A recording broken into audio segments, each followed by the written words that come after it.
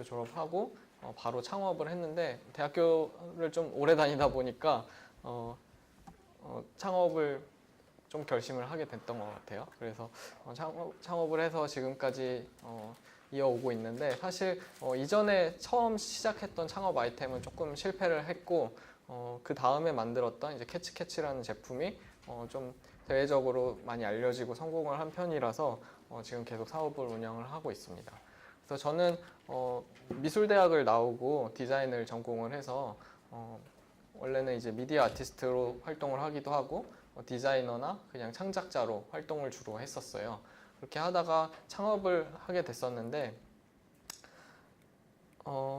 주로 이제 이런 창작 작업들, 아트 작업들을 주로 했었고 이런 악기나 디자인에 관심이 있어서 악기 인터페이스 같은 디자인을 주로 했었습니다. 이게 제가 예전에 했던 대표적인 작업인데요. 이렇게 기본적인 리코더의 형태, 아이들이 많이 쓰는 그런 리코더의 형태인데 여기에 그 전자 회로들을 이용을 해서 새롭게 디자인을 한 악기예요. 그래서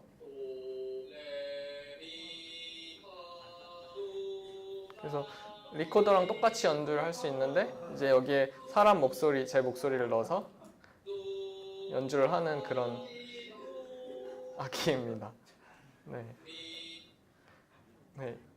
그래서 이런 작업들을 많이 했었고요. 주로 이제 악기에 관심이 있고 음악 쪽에 관심이 있어서 이런 기타도 만들고 뭐 밴드로 이제 만들어서 종이보드 기타인데 종이보드 밴드인데 이게 실제 기타 소리가 되게 잘 나고 해서 실제로 합주도 할 수 있는 그런 장난감이었어요.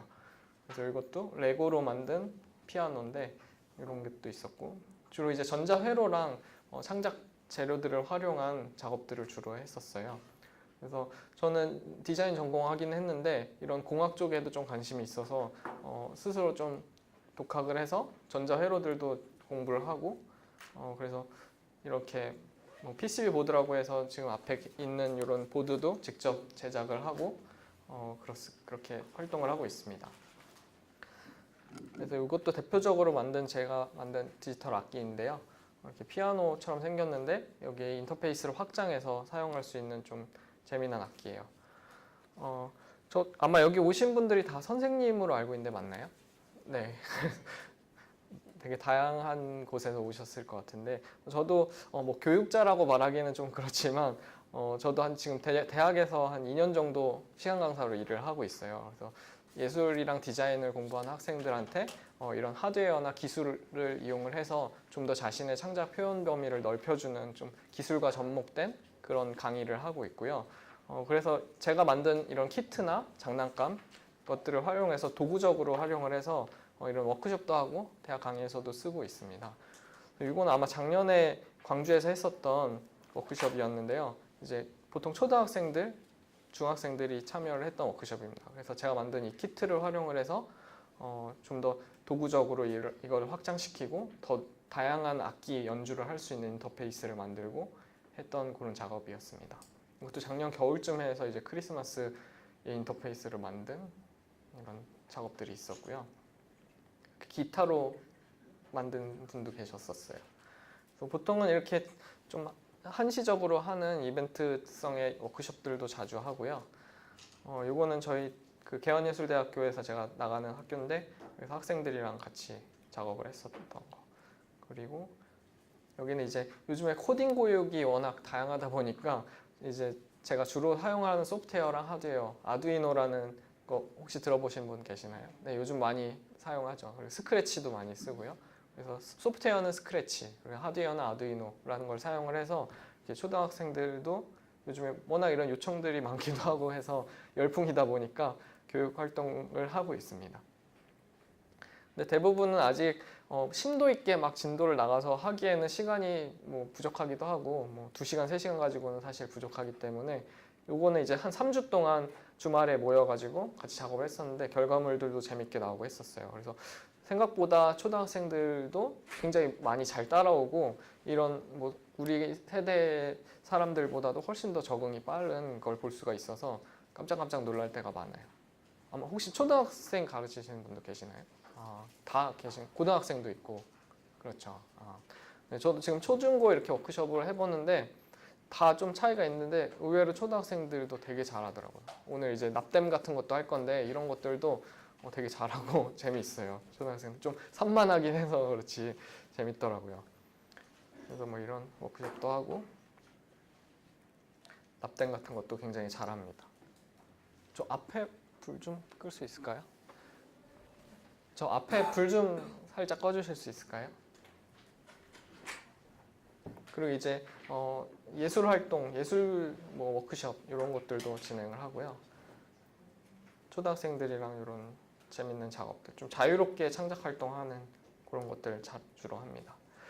그래서 이렇게 저는 뭐 교육이나 워크숍 그리고 제가 만든 어떤 장난감이나 도구들을 활용한 교육 활동을 하고요. 한편으로는 이제 사업 활동, 그러니까 완전한 수익과 수익 창출을 위한 그런 사업 활동을 하고 있는데 그 대표적인 캐치캐치라는 제품에 대해서 한번 소개를 해드릴 거예요. 이 제품을 만들게 됐던 거는 제가 고양이를 키웠어요. 사무실을 얻어서 이제 혼자 사업을 하다 보니까 평소에 키우고 싶었던 고양이를 입양을 해서 고양이를 키우게 됐는데 고양이랑 놀다 보니까 고양이 개를 산책시키는 것처럼 고양이도 자주 놀아줘야 되더라고요. 막 계속 놀아달라고 와서 애옹애옹 거리기도 하고 그래서 뭔가 자동으로 놀아주는 장난감이 있으면 좋겠다 해서 제가 배운 기술들 이용을 해서 이런 작은 장난감을 만들어 봤어요.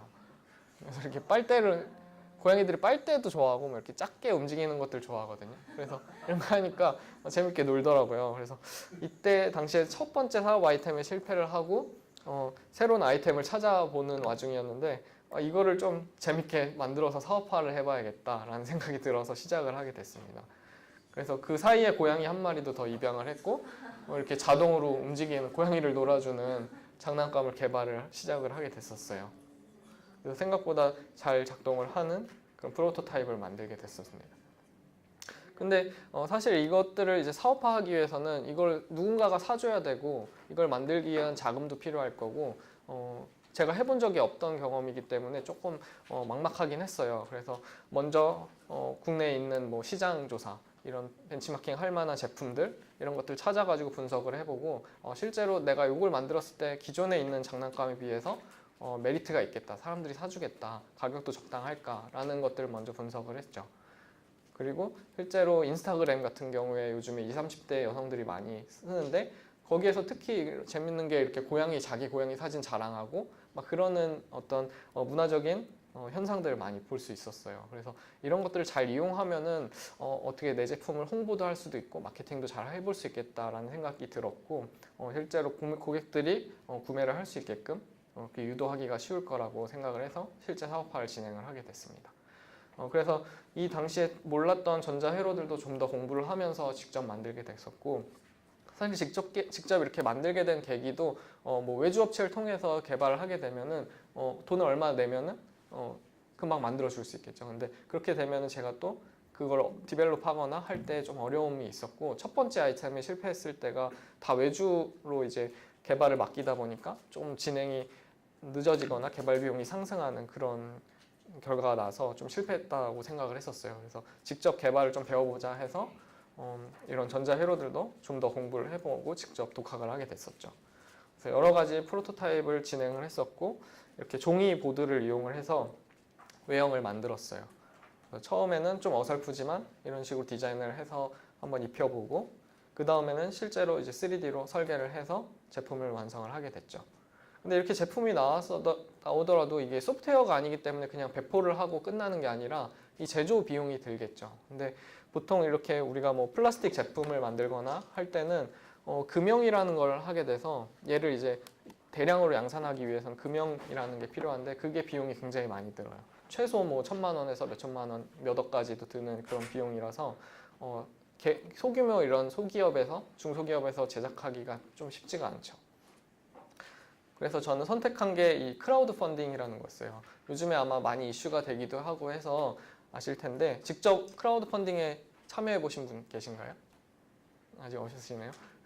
해외에서는 가장 유명한 게 킥스타터, 인디고고라는 플랫폼이고요. 국내에서는 텀블벅이라는 이런 사이트가 있어요. 뭐 요즘에는 와디즈, 뭐 여러 가지 플랫폼들이 생겼고, 카카오 메이커스라고 해서 아마 카카오톡에 들어가면 여러분들 아마 보실 수 있을 거예요. 그것도 이제 크라우드 펀딩이라고 해서 딱 일정 수량을 정해놓고 아니면 일정 목표 금액을 정해놓고 그게 넘어야지 이제 결제가 된다거나 보상을 주어지는 그런 방법이에요. 그래서 일종의 이것도 투자 방식인데요. 그냥 제품을 구매하는 게 아니라 제품이 나오기 이전에 이 제품을 내가 만들겠습니다 라고 인터넷에 올려놓고 당신들이 투자를 해주세요. 그러면 이게 제품에 실제로 나올 수 있습니다 라고 해서 투자금이 모이면 그게 실제 제품이 완성이 되면 그 뒤에 이제 보상으로 그 제품을 보내드리는 거죠. 그래서 저는 이렇게 시제품 만든 걸 가지고 영상을 찍어서 인터넷에 올렸어요. 그 텀블벅이라는 사이트에 올려서 투자금을 모집을 하기 시작했습니다. 고양이와 반려인을 위한 새로운 장난감을 만들었습니다. 미끼가 달려있는 그래서 제 스튜디오에서 이렇게 저희 고양이들이 같이 해서 사진을 찍고 영상도 찍고 했죠.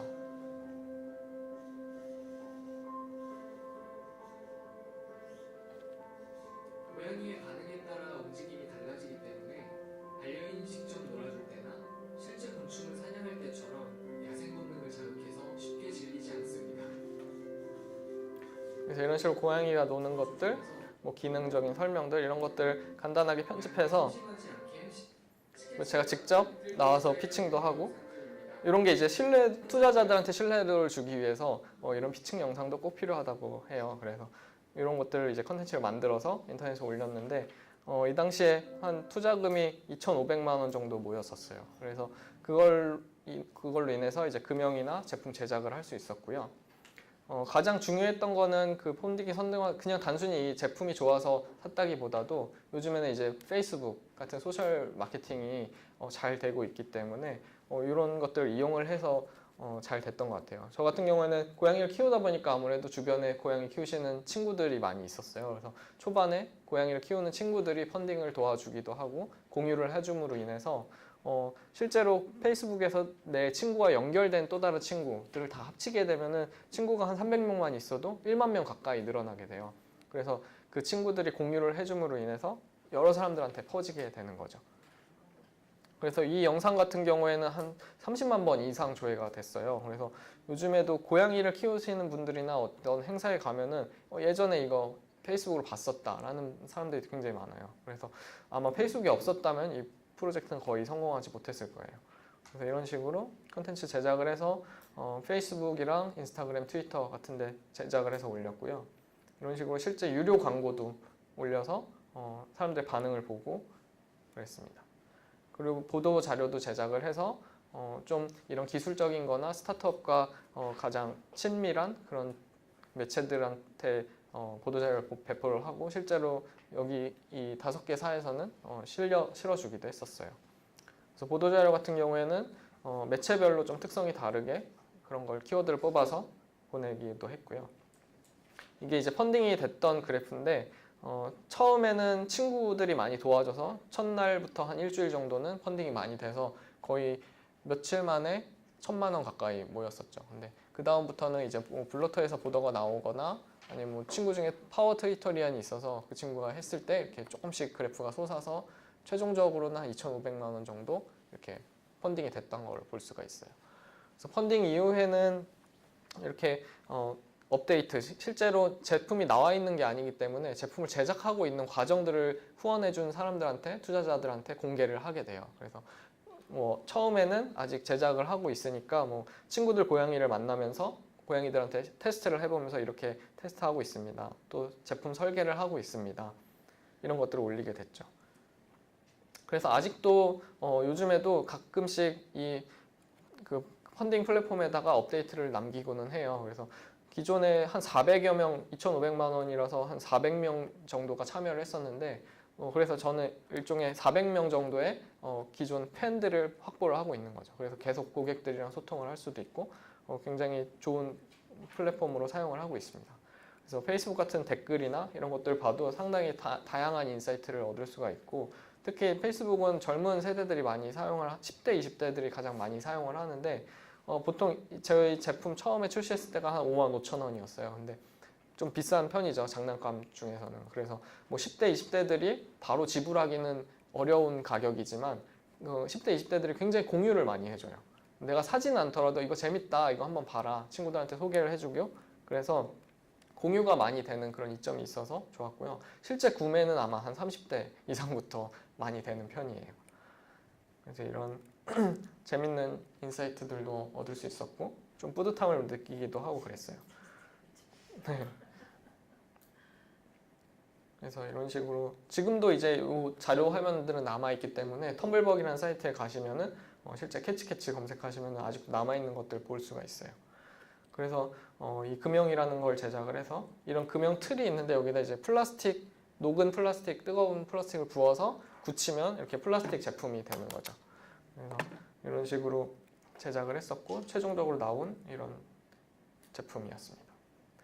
그래서 뭐 부품도 직접 다 구매를 하고 했는데 예전 같으면은 뭐 전자제품이나 이런 안에 들어가는 것들을 뭐 외주를 맡기거나 아니면 뭐 중국에서 생산을 하더라도 국내 업체를 통해서 뭐 무역회사를 통해서 부품 원자재를 구입을 하거나 했는데 최근에는 이제 중국이 워낙 IT가 많이 발달하고 해서 알리바바라는 사이트에서 거의 국내에서 나온 중국에서 오는 거의 모든 원자재들을 다 쉽게 구매를 할 수가 있어요. 그래서 저 같은 경우도 뭐 예전 같으면 뭐 구로 유통단지나 용산에 가가지고 이런 부품이 필요한데 이런 것 좀 대신 구매를 해주세요. 아니면 그쪽에 재고가 있으면 파악을 해서 구매를 한다던가 그런 방식이었는데 그러면 이제 무역회사에서 어느 정도의 수수료를 가지고 그렇게 대행을 해주는 거죠. 근데 그게 아니라 그냥 이제는 중국에 있는 심천에 있는 중국 상인이랑 직거래를 할 수가 있는 거예요.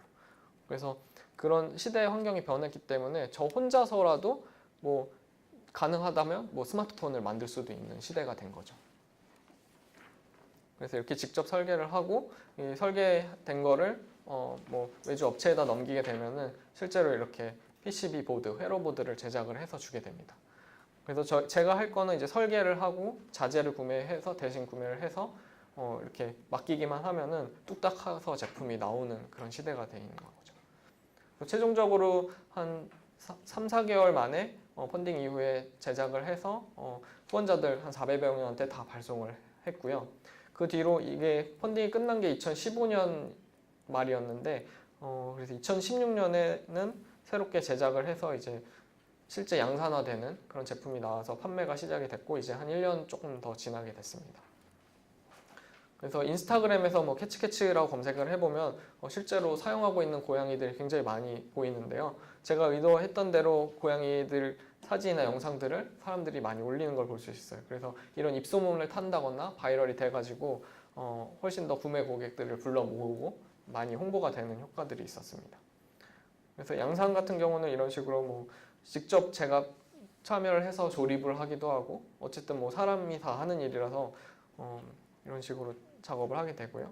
이렇게 패키지 디자인이나 이런 것들도 국내에서 다 제작을 해서 나오게 됩니다.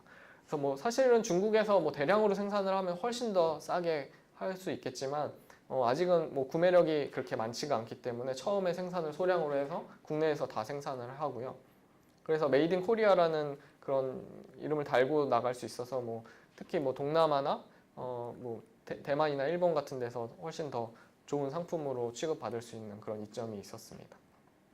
그래서 저는 이렇게 제품을 혼자서 개발을 하고 제작을 하고 양산을 해서 판매까지 하면서 느낀 경험은 그런 가능성이 상당히 크긴 했어요. 최근에 이제 오픈소스 하드웨어 소프트웨어라고 해서 그런 개발 도구들을 무료로 사용할 수가 있고 그런 것들이 많이 공개가 되어 있기 때문에 인터넷상에 그런 거를 보고서는 실제로 제가 습득을 해서 독학을 할 수도 있는 그런 계기가 될 수 있고 요즘에 뭐 많이들 사용하는 3D 프린터 이런 것들이 시제품 제작이나 제가 직접 개발한 거를 실제화하는데 굉장히 많은 도움이 됐었어요. 당시에는 3D 프린터가 2015년만 해도 뭐 개인용으로 살 수 있는 건 한 150만 원 이상 됐어서 저는 그냥 뭐 무한상상실 많이 들어보셨죠. 그런데 가가지고 뭐 1시간에 1,000원 내고서는 이용을 해서 3D 프린터로 직접 뽑아보기도 하고 했었는데 뭐 지금은 요즘에는 뭐 싼 거는 뭐 30만 원짜리 뭐 그 정도 되는 3D 프린터 많아서 그냥 개인용으로도 사용할 수 있게끔 돼 있는 게 많이 있어요. 그래서 그런 저작 환경이 많이 바뀌어 있기 때문에 누구나 쉽게 내가 아이디어만 있으면 개발할 수 있는 환경이 됐다라는 게 느껴졌고요. 그리고 그런 거는 이제 제품화해서 실제로 양산하기까지의 돈이 많이 드는데 그런 자금을 해결할 수 있는 크라우드 펀딩이라는 방식이 지금 많이 대두가 되고 있고 실제로 사용해서 성공하는 기업들도 많이 많아지고 있습니다.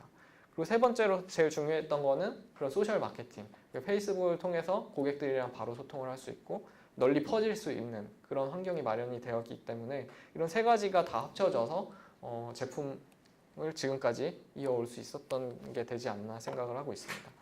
그렇지만 역시 좀 개인 기업으로서 이런 제조 산업에 뛰어든다는 거는 자금은 역시 뭐 제품을 개발하는 데만 돈이 드는 게 아니기 때문에 역시 자금 문제는 조금 힘든 부분이 있고 그리고 제작도 이제 제가 스스로 공부를 해서 한다거나 기존에 없었던 제품을 만들게 되면은 좀 어려운 점들이 많이 있고요.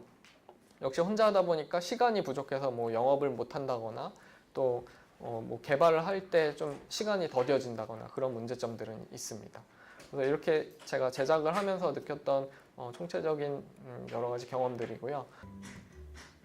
이거는 그래서 예전보다는 좀 더 가볍게 구매를 하고 같이 놀 수 있는 형태로 제작을 한 겁니다.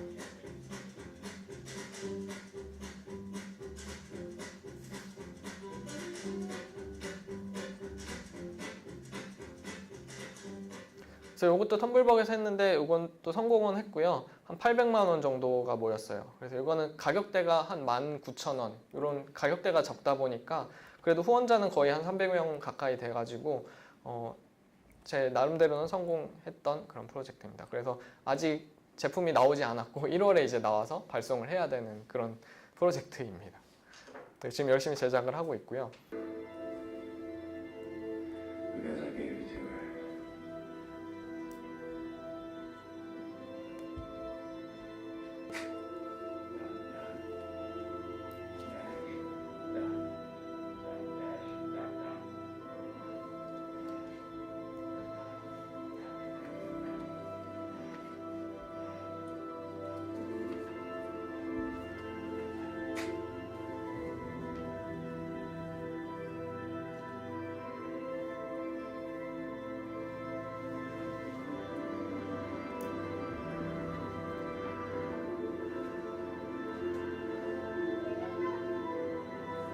그래서 중요한 단서를 발견을 해서 문제를 해결하게 됩니다.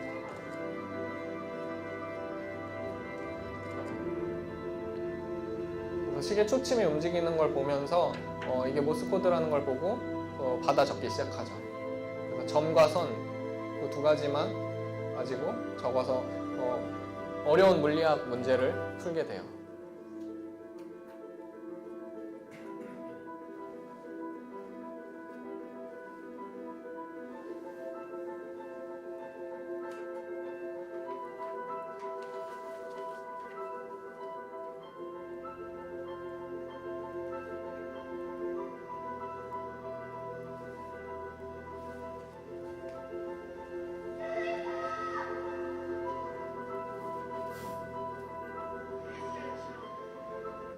네, 그런 장면이 있었습니다.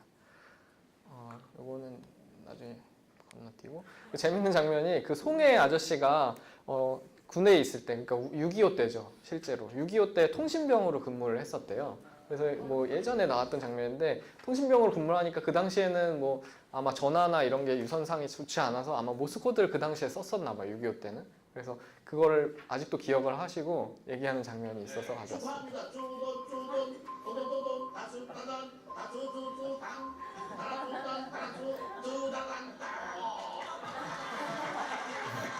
네, 그래서 그 소리를 이용을 해서 주파수가 다 다르기 때문에 모스코드를 할 때 그래서 디다 이렇게 부른다거나 아니면 닷대시라고 부르는데 그 소리 주파수를 기억을 하고 어떤 특별히 많이 쓰는 그런 단어들을 외우고 계신 것 같았어요. 그래서 모스코드는 이렇게 딱 두 가지 간단하게 표현을 하고요. 우리가 익숙한 디지털 0과 1 딱 두 가지만 가지고 사실은 모든 컴퓨터가 작동이 되고 그러잖아요. 그래서 그것처럼 모스코드는 사실은 뭐 2비트라고 볼 수는 없는데 간단한 기호만 가지고 대화를 할 수 있게 되어 있습니다. 그래서 지금 나눠드린 키트 안에 종이 보면 A부터 숫자까지 이제 적혀 있고요. 이건 이제 인터내셔널 모스 코드예요. 그래서 전 세계에서 주로 사용한 알파벳을 가장 많이 쓰기 때문에 알파벳으로 되어 있는 코드고요. 한글로도 있습니다. 한글 뭐 기역부터 히읗까지 뭐 자음 모음 이렇게 따로따로 해서 모스 코드가 있긴 한데 가장 외우기 좋고 많이 쓰는 거는 이제 영어 알파벳이다 보니까 요걸 알고 계시면 가장 좋아요. 그래서 되게 어려워 보여도 금방 익힐 수 있거든요. 그래서 쉬운 거부터 보면은 돼요. 그래서 쉬운 거 보면은 A, B, C, D, E 하면은 E는 점 하나죠. 그래서 E는 점 하나 외우고 점 두 개는 I 그리고 점 세 개는 S 이런 식으로 가장 쉬운 것부터 익히면 돼요. 그리고 대시 길이가 그 선이 있는 거는 T는 보면 선이 하나죠. 그리고 두 개가 있는 걸 보면 M 그리고 세 개가 있는 건 O 이런 식으로 가장 쉬운 것부터 보면 되고요. H 같은 경우에도 쉬워요. 점점점점 이렇게 돼 있고 그런 식으로 쉬운 것만 먼저 보면은 쉽게 익힐 수 있고요. 그리고 가장 많이 쓰는 거는 이제 SOS. 어떤 조난 상황에 닥쳤을 때나 이럴 때는 이렇게 점점점 선선선 점점점이라고 해서 빗으로도 표현이 되고 아니면은 뭐 소리나 진동으로도 표현이 되죠. 그래서 막 멀리 뭐 가끔 이제 밤에 산 같은데 산 중턱을 봤는데 뭔가 불빛이 깜빡이는데 얘가 SOS 신호가 나는 것 같다. 그러면 누군가를 구조할 수도 있어요.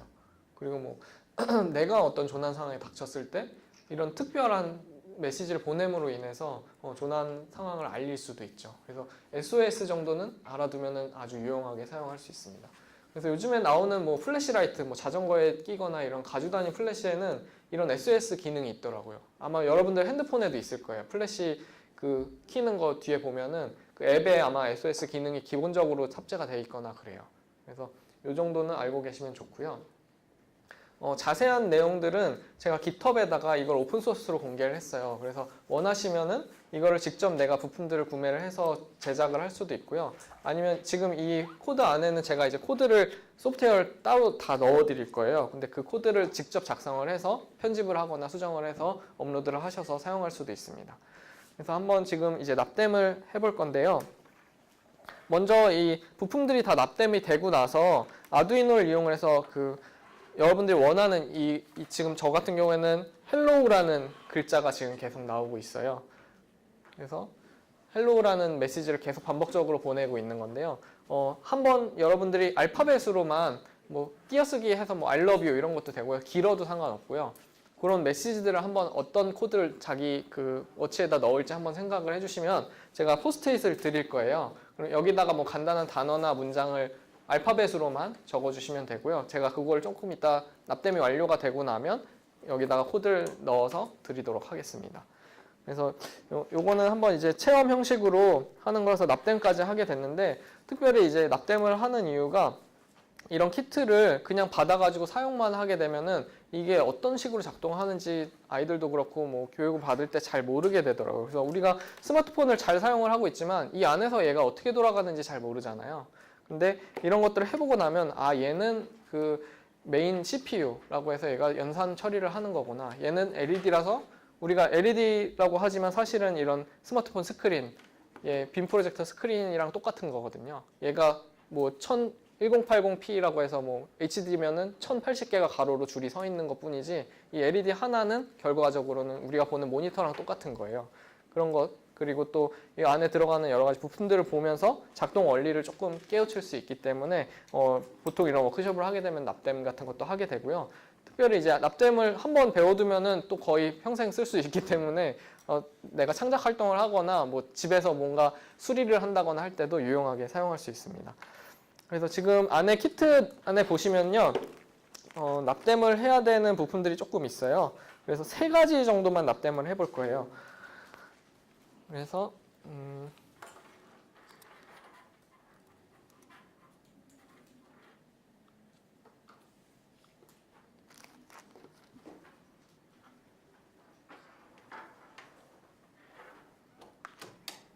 제가 먼저 인두를 사용하는 거를 먼저 보여드리도록 할게요. 이게 조금 열이 많이 나기 때문에 좀 위험하기도 하고 해서 보통 애들이랑 같이 하더라도 크게 막 다치거나 이런 경우는 거의 없었어요. 그래서 아주 뭐 위험하지는 않지만 카메라로 한번 보여드리도록 하겠습니다.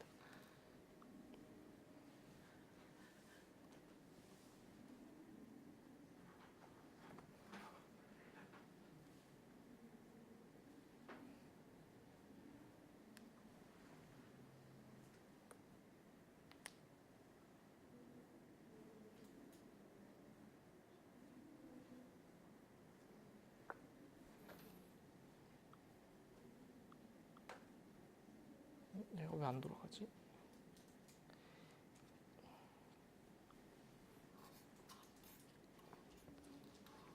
네, 지금 납땜을 할 부품은 이렇게 세 가지고요. 얘만 이제 여기 안에 맞춰가지고 납땜을 하면 돼요. 껴져 있어요. 지금 저는 이제 뜨겁지가 않은데 이제 금방 뜨거워져서 한 200 몇 도까지 올라가거든요. 그래서 이렇게 손에 닿으면 데일 수가 있어요. 네, 이렇게 인두가 데워지고 나면 이런 패드 위에 납땜을 할 곳에다가 납을 묻혀주시면 되는데요. 가장 먼저 할 거는 얘를 조금 뜨겁게 만들어주면요.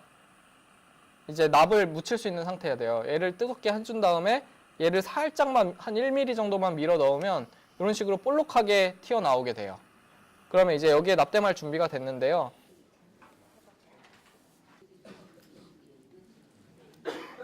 네, 지금 코드 업로드 안 되신 분 없죠? 예, 그렇게 하면 되고요. 이렇게 팔에는 이런 식으로 차시면 돼요. 그 부직포를 이용해서 이 구멍에 넣으셔서 그 뒷면에 이렇게 찍찍이로 되어 있기 때문에 이렇게 팔에 차시면 될 수 있거든요. 네네. 밀려들어도 자리만 잘 잡으면 되거든요. 해주시면 돼요. 잘 되셨어요.